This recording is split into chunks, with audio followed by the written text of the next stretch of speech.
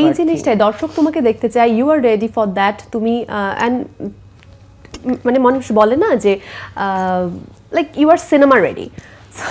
So এই জিনিসটা না হওয়ার পেছনে তোমার কাছে কি মনে হয় সবচাইতে বড় অন্তরায় কোন জিনিসটা? আমার যেমন কথা কিছুদিন আগে আমার একটা ফিল্ম নিয়ে কথা হয়েছে, অ্যান্ড ফিল্মটা আই থট আমি করব, আমার ইচ্ছে ছিল, আমি গল্পের অনেক জায়গায় আমার কাছে মনে হচ্ছে এরকমটা হলে কেমন হয়, এরকমটা হলে কেমন হয়, বাট আমার কিছুদিন সময় দরকার ছিল। সময়টা কিরকম, সাপোজ আমার নিজেকে প্রিপেয়ার করতে হবে, রাইট? একটা ফিল্মে আমি তো হুট করে গিয়ে শুটিং করে ফেলতে পারবো না। সো আমার ফাইটিংয়ের একটা ব্যাপার আছে, আমার ডান্সের একটা ব্যাপার আছে, নিজেকে টোনড আপ করার একটা ব্যাপার আছে, ইউনো।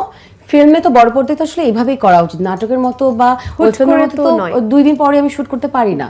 সো আমার যেমন দরকার ছিল, সো এই আন্ডারস্ট্যান্ডিংটা যে টিমের মধ্যে না থাকবে সেই টিমে তো আসলে কাজ করা ইটস কোয়াইট ডিফিকাল্ট।